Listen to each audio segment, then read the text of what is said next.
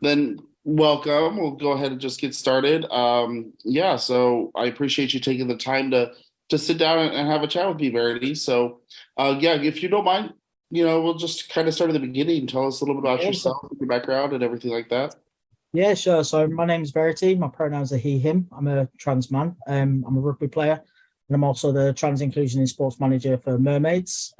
Mermaids is a charity that supports families with young gender diverse children. We support with support groups. We have a helpline service. We have a policy and campaigning.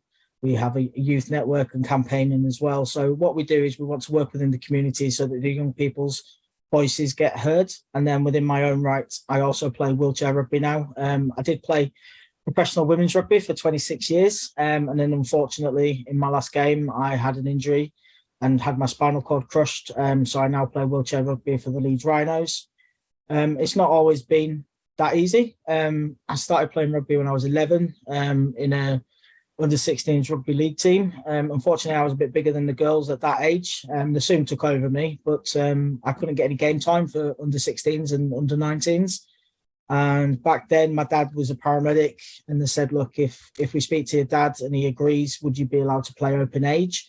So they rang my dad, and my dad said, "Well, if she can hold her own, then go for it." My first game, my own coach had to play for the opposition because they were one short. And first tackle, I absolutely wiped her off her feet. And I never looked back at playing my age grade. I played underage for a very long time, not much health and safety back then. Played league and union, Yorkshire, county, north of England, played all over, played Premiership, played Super League. And I'm now back in the Super League again in another version of the game. But in regards to the work that I do now and stuff, it wasn't always that way. So I got beaten up on the pitch whilst playing rugby. I went to play a team. They took umbrage to me playing, saying that there's a man on the team, get him off, all those sort of comments, lots of swear words. Unfortunately, I went in for a tackle, I handed the girl off. She split a lip, and while we were down on the floor, I shouted because she wouldn't release the ball. And she made that sort of noise where you get phlegm in your throat. And as I opened my mouth to shout at the ref, she spat blood in my mouth, and the whole team went for me. The only doubt side of that is my teammates saw that. We had a lot of young players on the team. Not all of them knew what transgender meant. But you know what? Every single one of them kids took a step forward and supported me. They didn't need to know what trans was. I was just their teammate. And Yeah. my coaches then decided to say, look, we either let them win or we fight this. There was no policies for me to go on a men's team back then. There was nothing. And people said, look, if you're really a guy, why do you want to play women's rugby? And it's like, does it matter where I play? I just want to play. And I've been with these women for 26 years. I know the game inside out. And a lot of people say it's because you're on testosterone or all these sort of things. But what a lot of people don't realize is I had polycystic ovarian syndrome for 20 years. I had a hysterectomy at 22. I went through menopause at 19. So I've been on testosterone on and off for over 20 years. And it was never a problem until the word trans came into this. Right. And I'm not any bigger. I'm actually only 5'6" and 12, just over 12 and a half stone. I'm just more technical player because I played for 32 years this year. I just know the game inside out. Doesn't matter what size you are, it's how you play the game. So, like when they say trans women are going to come and take over sport, it doesn't matter how big they are. If they've got no technique, they've never played before. I've seen 6'2" women being tackled on a bum week in, week out because she'd never played before against teams and people that are more technically aimed within that game. So for me, a lot smaller, hit the headlines, news went everywhere, beat Serena Williams to the top of the CNN. My grandma's ringing me, telling me I'm in the newspapers.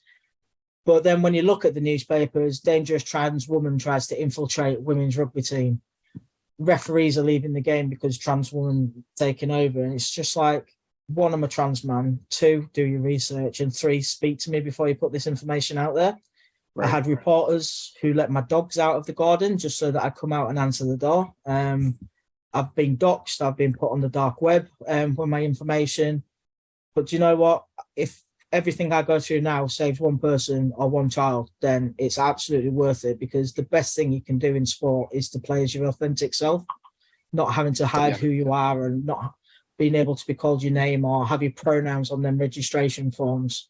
I've been dragged off the pitch because another team's told the referee that I shouldn't be playing and I'm dangerous. And at 3 o'clock on a Sunday afternoon in women's rugby, you can't get hold of anyone from the RFU. So I got removed off the pitch in front of my friends. And then the best laugh was another one of my players who's a lot bigger than me, a lot taller than me, was allowed to go on and play. And she just railroaded her. And I just sat there smiling. It's just like, you could have had me on the pitch, or you've just got this. Yeah. It's just crazy. So I decided to use my platform to make sure that other young people didn't go through the life that I did. I got told that if I came out as trans, I wouldn't be able to play. I'd lose the one thing that I had. I lost my parents very young, and rugby was my go-to. And it was going to be hard to lose something else. So I had to make that decision between who I was and my sport to carry on living. And I'm 42 now, and I've only just started being able to be myself. I've got my partner, I'm a trans gay man, and I also have a disability. So for sport, it only supports my disability. It doesn't support my identity, and it doesn't support my gender. So making sure that we have these conversations around and what's actually happening.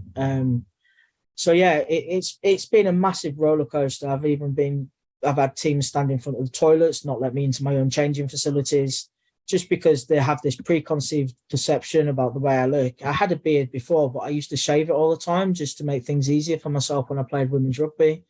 And now we talk about hormones. I thought I was going to be 6'4" with a six-pack and good looking. I'm 5'6", just over 12 stone, and I've got a dad bod and gone bald. So it's definitely nothing to do with anything like that. Right.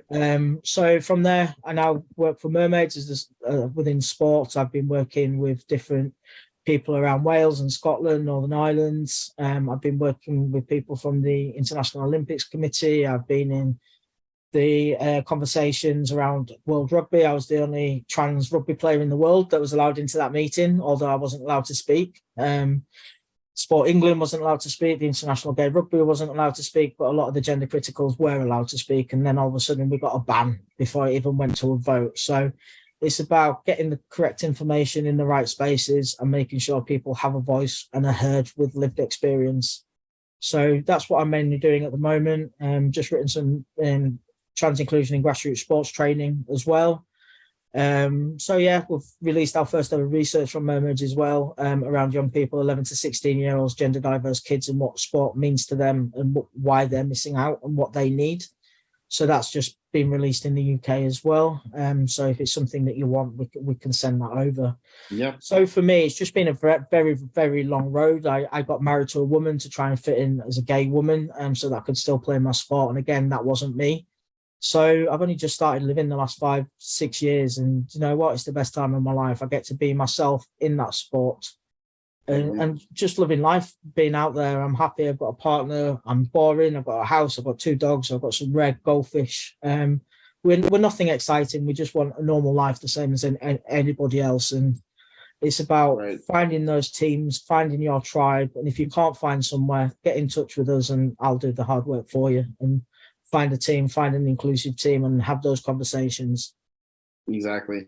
And I mean, I really appreciate a lot of what you said, and it brings up a lot of really key points. I think one of which, when you mentioned how, you're playing with the women's team, and then, you make a tackle, and all of a sudden everybody's, saying, oh, this man is, coming into our sport and trying to, it's going to hurt us. And you're saying, well, I'm a trans man, but according to, a lot of these rules, I would have to play for a women's team. And now there's this kind of hypocrisy of saying, well, they're looking at you saying, oh, you're a man who's competing in a women's sport all of a sudden, when, it's if you go and compete against the men, then, you can't, because of this whole trans, ban issue, it's all very hypocritical in so many regards. And then of course later on, as you mentioned, then when people started to get out, oh, only the word trans, it doesn't specify, are you a trans man, a trans woman, or whatever, they immediately assume that you're a trans woman invading women's sports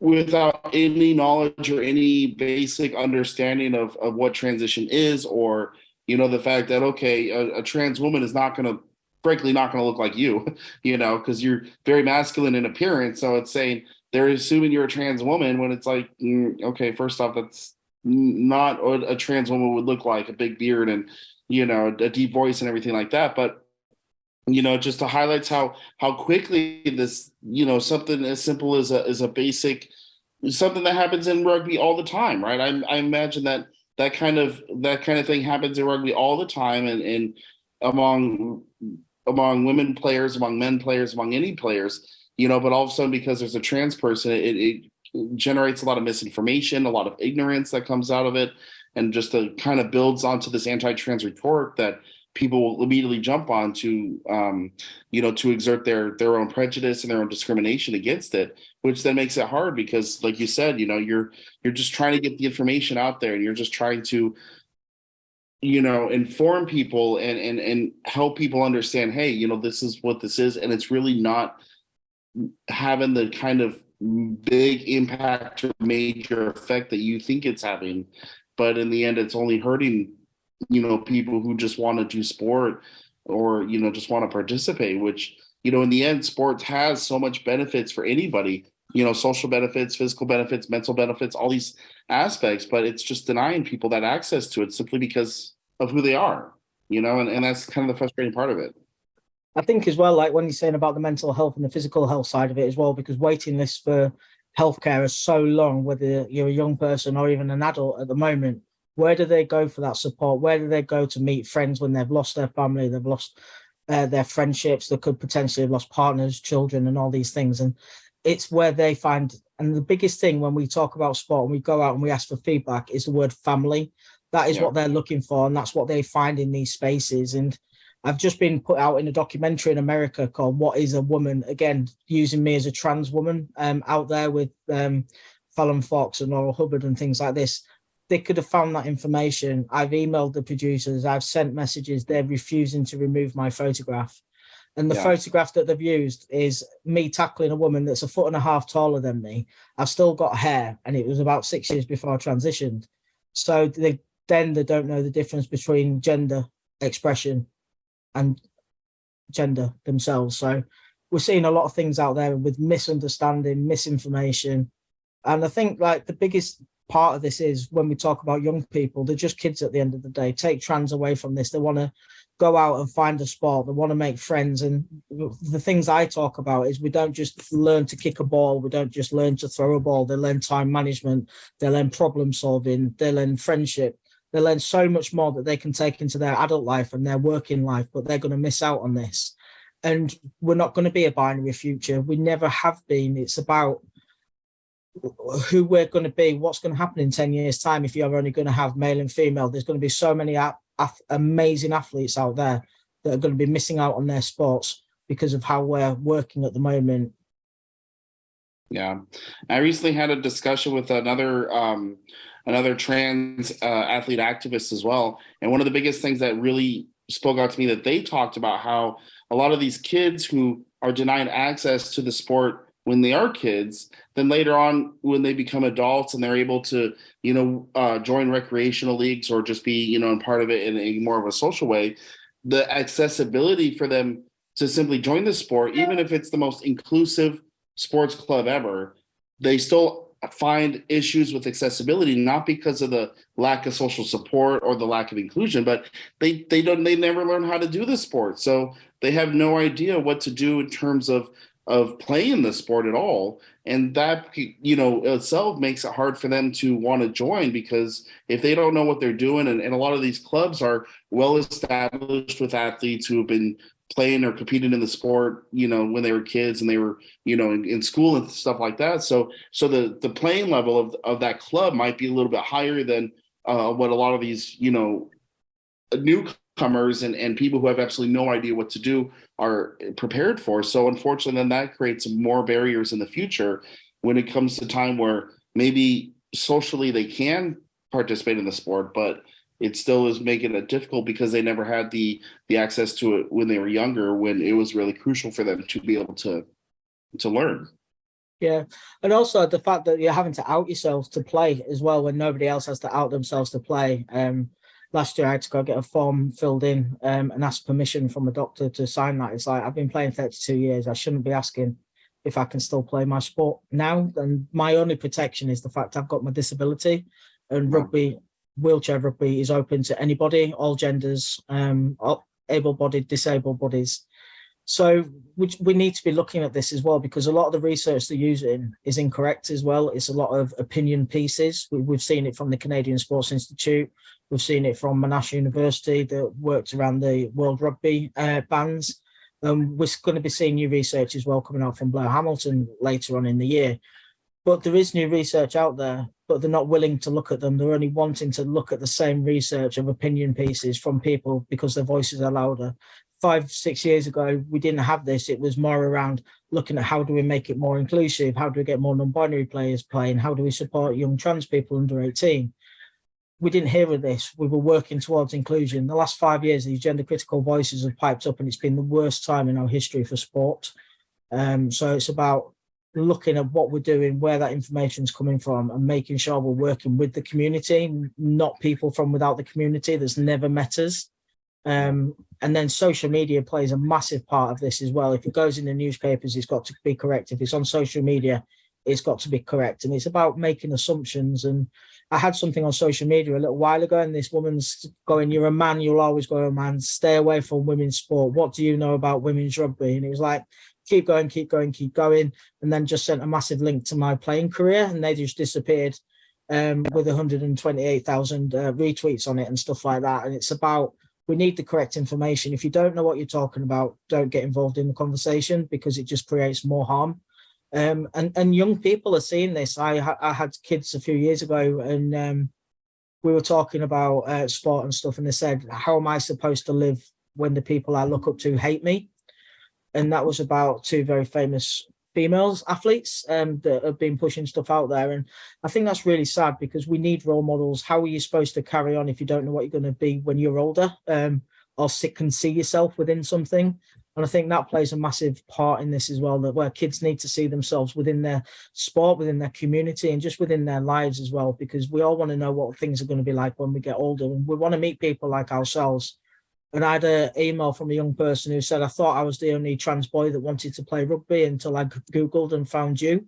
And they'd sent me a message on Instagram, and I sent them an email back, and we got talking through work and supported them into their sport. And these are the sort of things that we get all the time.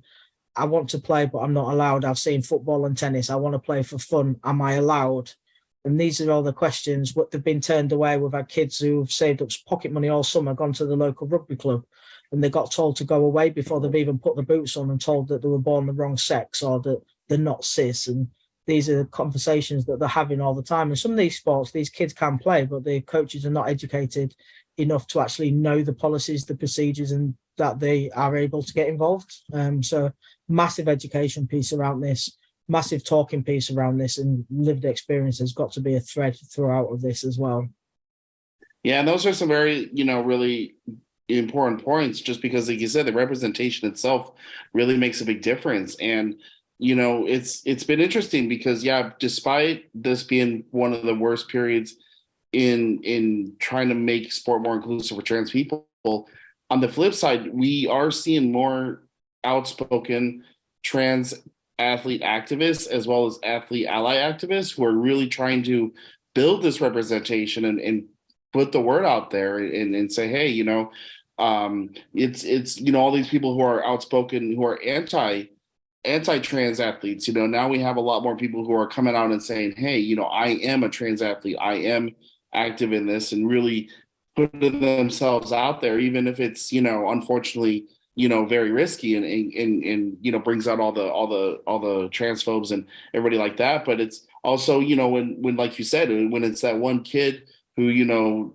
thinks they're the only person out there, and then they decide let's Google and maybe see if there's other people, and then your name pops up or somebody else's name pops up, and they realize, oh, I'm not the only person. There's some representation. I'm not the only person going through this, and that's a big deal, because slowly but surely, then maybe that'll give that kid the courage, to come out or be more outspoken, or to find other ways to put the word out there more. So even despite all this pushback, it's still slowly moving forward, which is really in its own way encouraging, just because it's saying, hey, despite how big it seems like all this anti-trans prejudice is, it's not stopping. It's not Yeah, stopping us. definitely. And I think the one thing they don't think about as well is trans men within sport. And that conversation is massively missed, because if we have that conversation, they've got to have that conversation about trans women and girls as well.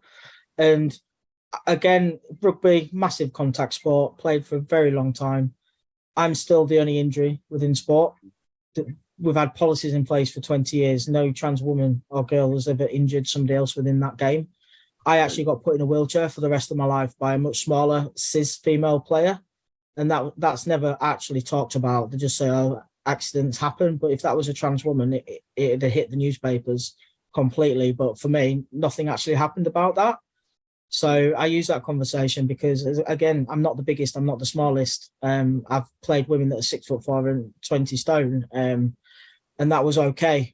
But as soon as that conversation around trans is in there, it's not. And mine was just a freak accident that happened because someone was messing about at the back of a ruck and took me out after the ball had been played. Hospital then did what they did, and unfortunately, I am the way that I am now. And I'm still playing, I'm still out there, but they don't think about that. It was a cis female that injured me to this point as a trans man. So why can't we have this conversation around trans women where we've not even seen any accidents or injuries or anything like that, apart from false ones that are put out there, like Fallon Fox breaking skulls and pictures of her next to a fighter that don't even exist because she wasn't in that fight. It was a cis female. So Right. Well, and a lot of people, especially in that example, because I've had this discussion myself with a lot of people, that kind of injury is the most common injury in MMA. It's not anything special that she, bro. It was one athlete that she broke the skull from in 4 fights. And when you look at the injury rate of that specific injury in the sport, it's super common. That every major fighter who does at least a couple fights is probably going to make that injury at some point. So it's nothing that has to do with her being trans. That's just the nature of the sport. yeah, I mean, the orbital eye socket on the sideline, smaller gloves, impact area, all those sort of things. But then putting the worst pictures they could find next to Fallon, and again, it's social media, it's the newspapers. We need these conversations. I got some of mine removed out of the papers because they put the wrong information, put me all over. But it took 3 weeks for them to write an apology and put it on the back paper, 3 lines that no one's ever going to see. So the damage is already done, and the conversations and the messages I was getting were horrendous. Yeah. One more question I wanted to ask you. So I know that you attended back in October/November-ish the LGBT in Sport conference hosted by Leap Sport Scotland, and it was at Edinburgh, and it was who was it? I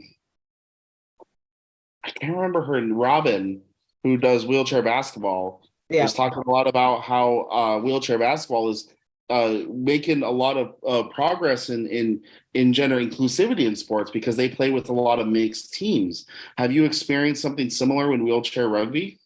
Yeah, definitely. We've got one cis female on our team. There's myself, but we have had an uptake on players, non-binary players, younger trans players, gender diverse players, not just at my team, but throughout the different leagues as well. So it's nice to see that is actually coming out there. And I did play a game in Warrington a little while ago, Wigan a little while ago, and there was some young gender diverse kids who'd asked their parents to bring them down to watch. And it was nice just being able to see that and to see the difference that's making, because wheelchair rugby league is all genders. It's disabled, it's anybody who doesn't have a disability, able-bodied people. It's for absolutely everybody, and it's great having that family back. And we are seeing that change within our sport at the moment. It is so inclusive, but we need to be able to then recreate that within other sports. And when we're talking about trans women and they're going to be bigger and better, imagine having a Land Rover with a 1-litre engine. They don't talk about the HRT effects. They don't go out there. They don't assess these trans women. The 4 women and the 14-year-old girl that got banned by England Rugby, they've had no support, no mental health support. That young person's been left alone with nothing. So these are the sort of sports where we can still get them involved, still get them playing, whilst we work with these national governing bodies to have a look at what's happening, why we're going through this research, and why we're not actually going out there and meeting these people and seeing them play. Because all of them that have been banned, they're not the biggest on the team. They're not the best on the team. So we need to start actually having some common sense and actually working with the community to actually do this. And the conversations as well, if Joe Marler decided that they wanted to transition and come into rugby and take over, that wouldn't happen. They'd go down the same process. They'd have to be on the hormones. They'd have to reduce their size. They'd have to do everything else the same as anybody else. And with the waiting list, they wouldn't be playing within the next God knows how many years before these waiting lists enter. So no, you can't just decide that you're going to transition and take over sport. It's something that's not out there, but again, it's something that's being pushed by the gender criticals and that narrative within social media. Right. And I am encouraged to see that with wheelchair rugby and wheelchair basketball and a lot of these other sports are helping lead the way, because then when these national governing bodies come and say, okay, well, how do we handle this? There's a perfect example of saying here, look at these, teams and these leagues that have been doing this for a long time now.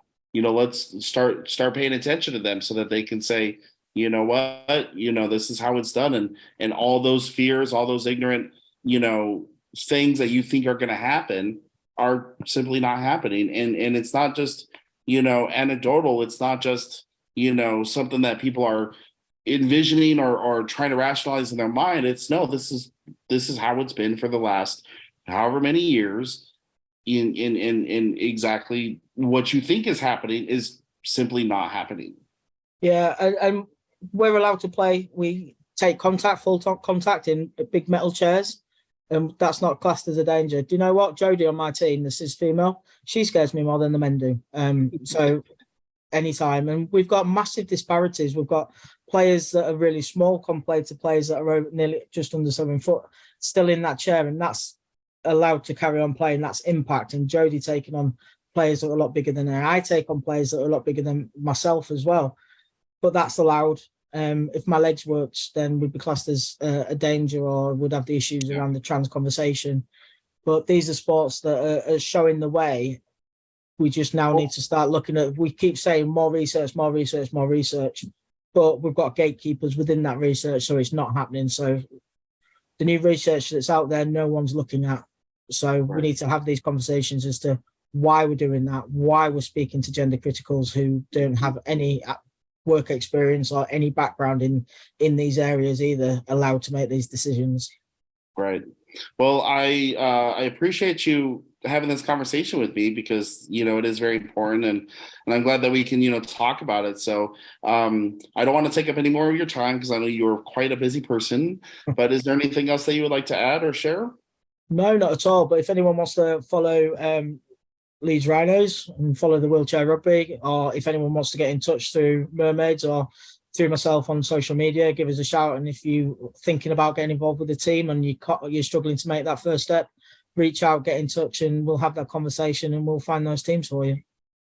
Fabulous. Awesome. Well, thank you again. And we will follow up soon, I'm sure. No worries. Thank you for having me.